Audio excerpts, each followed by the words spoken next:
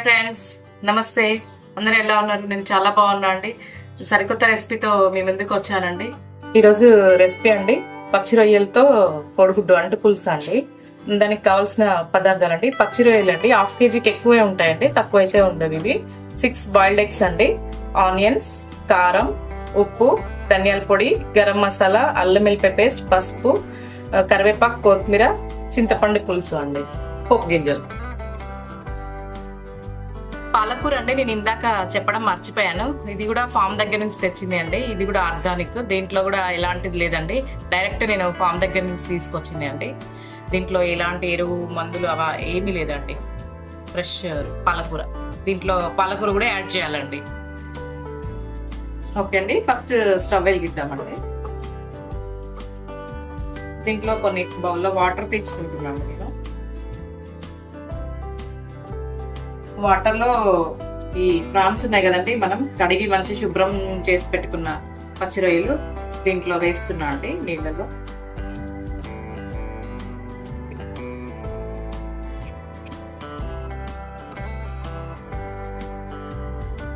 కొంచెం సాల్ట్ అండి దీంట్లో,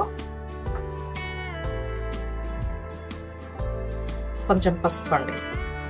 బాయిల్ కొంచెం ఉడకాలండి. బాయిల్డ్ అయితే దాంట్లో ఏమన్నా ఉన్నా కూడా మనకి పోతుందండి స్మెల్, అలాంటిది ఏదైనా ఉంటే. అందుకే కొంచెం పసుపు ఉప్పు వేసి చేస్తున్నా అండి దీన్ని.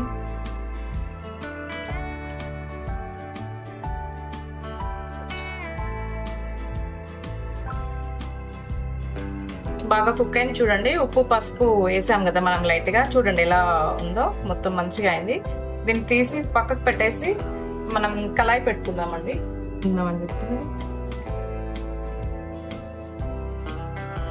ఓకే అండి, ప్యాన్ పెట్టాం కదా, ఈ వాటర్ కొంచెం బబుల్స్ పోయినాక ఆయిల్ పోద్దాము.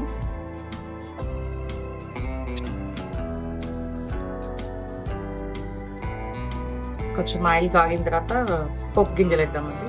పోపు అంటే జస్ట్ ఇది నాన్ వెజ్కి సంబంధించింది కదండి, నేను జీలకర్ర ఒకటే వేస్తాను అండి.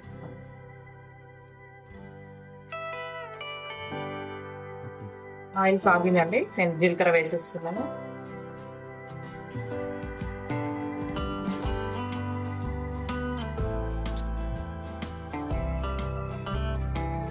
జీలకర్ర కొంచెం మెరుగైనాక ఆనియన్స్ వేద్దామండి.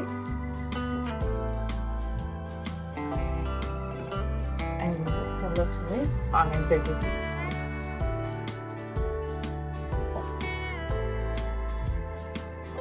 ఫస్ట్ అండి ఒక స్పూన్ కలుపుదామండి. కొంచెం కరివేపాకు, కొంచెం కొత్తిమీర పోపులో వేస్తున్నాండి నేను. మళ్ళీ తర్వాత కూడా వేస్తాను, కొంచెం పోపులో వేస్తాను.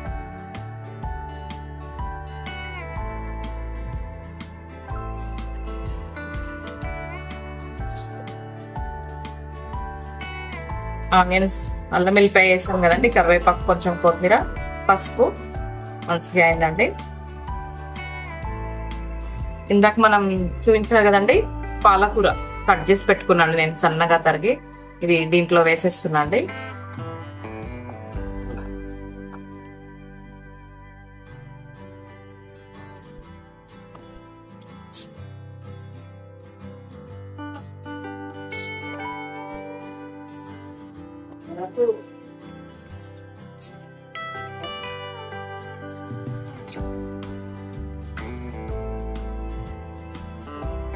మూత పెట్టేస్తున్నా అండి ఒక 2 minutes.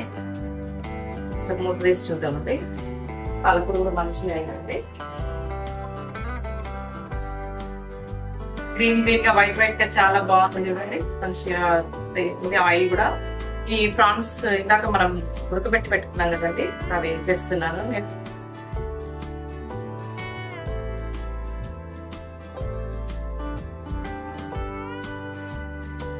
మంచిగా పాలకూర రెండు మంచిగా ఉడుకుతుందండి.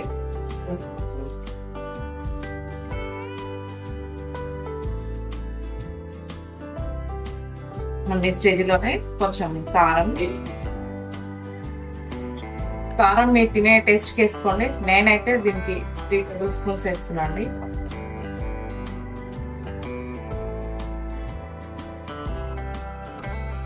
ధనియాల పొడి అండి 3 tablespoons. ఇది గరం మసాలా అండి, హాఫ్ టేబుల్ స్పూన్. సాల్ట్ అండి ఇందాక హాఫ్ టీ స్పూన్ వేసాం కదా, ఇప్పుడు ఒక వేసి సరిపోతే మళ్ళీ టీ స్పూన్ వేసి.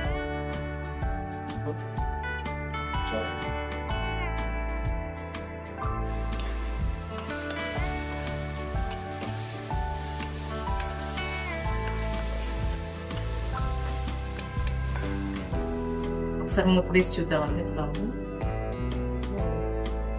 మంచిగా వచ్చిందండి. దాంట్లో ఉన్న పాలకూరలో ఉన్న వాటర్ రైన్లో ఉన్నది. మనం ఇప్పుడు ఇందాక కొంచెం చింతపులుసు తీసి పెట్టాం కదండి, అది పోసేస్తున్నాం.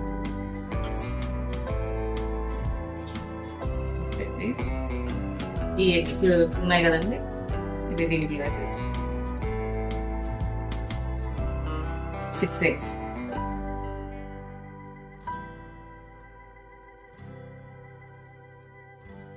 కొంచెం కొత్తిమీర వేసి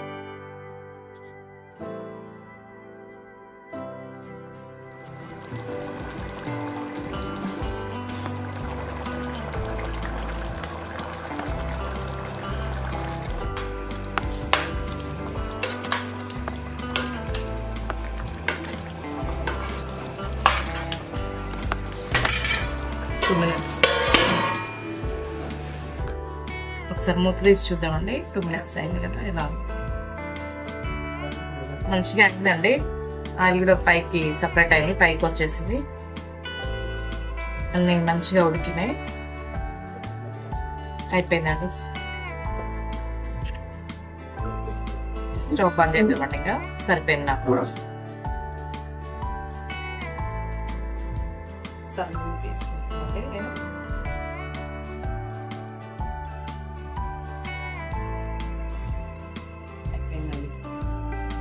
పాలకూర పచ్చిరొయ్యలు కోడిగుడ్డు అంటు పులుసు అండి రెడీ అయింది. ఒకసారి టేస్ట్ చేద్దామండి ఎలా ఉందనేది. ఒకసారి చూద్దాం. రైస్ పెట్టు. ఓకే ఫ్రెండ్స్, టేస్ట్ చేద్దాము. ఇంట్లో ఫ్రైడ్ రైస్ చేశాను, దాంట్లో ఇది కలుపుకొని కర్రీని రైస్ కాలుతుందండి.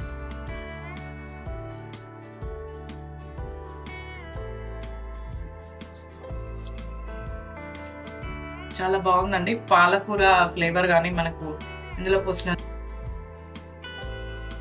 ఎగ్ అంతా కలిపి అసలు కొత్త రకం టేస్ట్ ఉందండి. చాలా టేస్ట్ ఉందండి, చాలా బాగుంది. మీరు అందరూ చేసుకోండి, చాలా బాగుంటుందండి. నెక్స్ట్ రెసిపీతో కలుద్దామండి. థ్యాంక్ యూ అండి. By by.